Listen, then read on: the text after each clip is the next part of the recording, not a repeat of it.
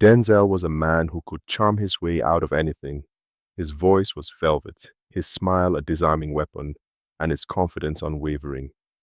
He had mastered the art of deception, slipping between roles as effortlessly as breathing. To the world, and especially to his devoted girlfriend, Cherine, he was the epitome of loyalty, a man who valued commitment, trust, and love. But behind closed doors, Denzel was anything but faithful.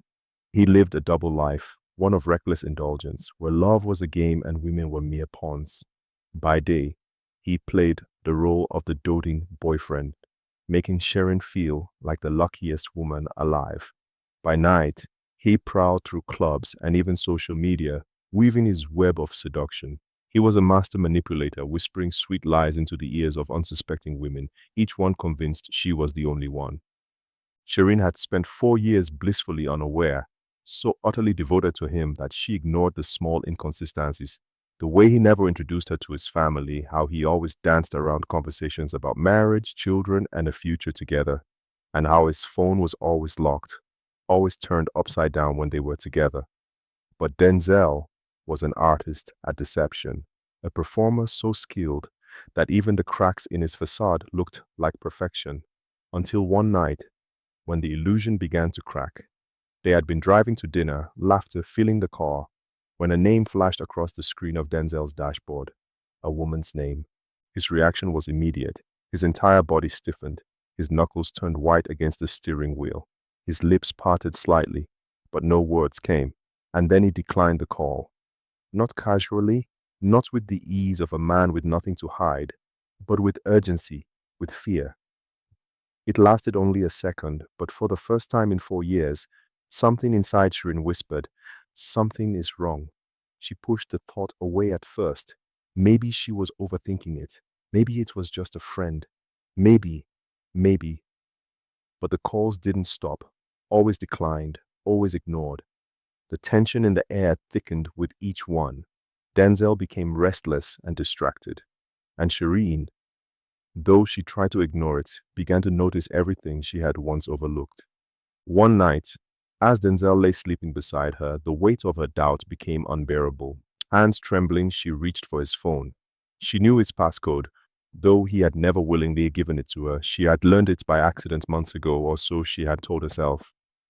As the screen unlocked, her heart pounded so loudly she thought it might wake him. What she found shattered her world. Messages. Hundreds of them. Women she didn't know, each with their own stories, their own flirty texts, their own nights spent wrapped in Denzel's arms. Some messages were weeks old, others years. She scrolled, her breath catching in her throat as she recognized the same sweet words he had once whispered to her, copy-pasted and sent to countless others. Then she found the photos. Provocative, intimate, undeniable proof of his betrayal. Some dated back to the very beginning of their relationship.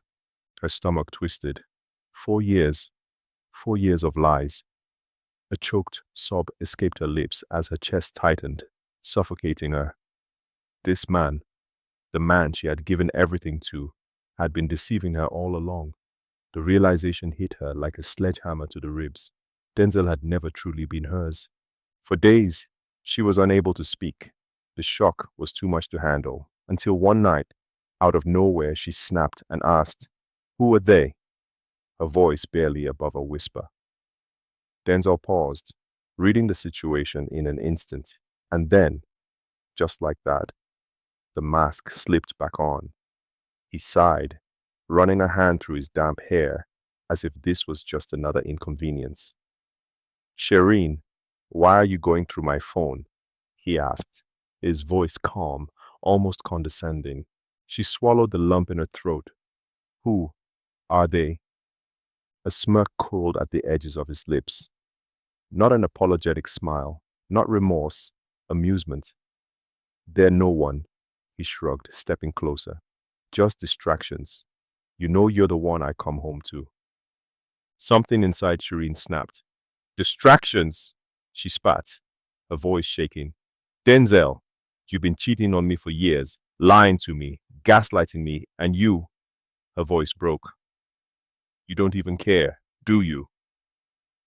Denzel sighed dramatically, rubbing his temples as if she was the problem here. You're overreacting. She let out a hollow laugh, one filled with nothing but pain. Overreacting? He took a step closer, tilting his head. Cherine, you're not my wife. You don't own me. The words hit her harder than any physical blow ever could. A vision blurred with tears, her chest heaving as the weight of his betrayal settled in. This wasn't just about the cheating. This wasn't just about the lies. This was about the last 4 years of her life being a lie, the friends she had distanced herself from for him, the sacrifices she had made, the way she had twisted herself into someone he would love, only to realize he had never truly loved her at all. And yet, she stayed. Even though his touch made her skin crawl, even though every kiss tasted like betrayal, even though every time he left the house, her heart stopped, wondering who he was with. Every time his phone buzzed, she felt sick. Every time she looked at him, all she saw was the stranger he had always been. 4 months passed. Some days seemed easier, but not a single day went by without the shadow of his betrayal looming over her. She wasn't living. She was merely existing, trapped in a love that had turned into a prison. And then, one night, something inside her broke for the final time. She straightened her back, lifted her chin, and met his gaze. I'm done. I want out. For the first time, a flicker of something crossed his face.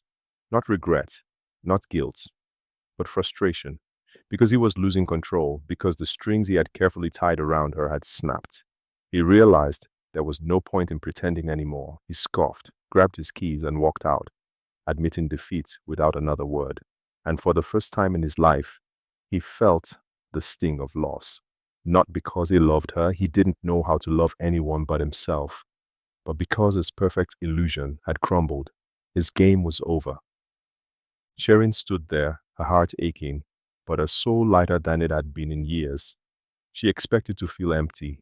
Instead, she felt something else, something unfamiliar, something powerful, freedom. And as she locked the door behind him, she made herself a promise. Never again.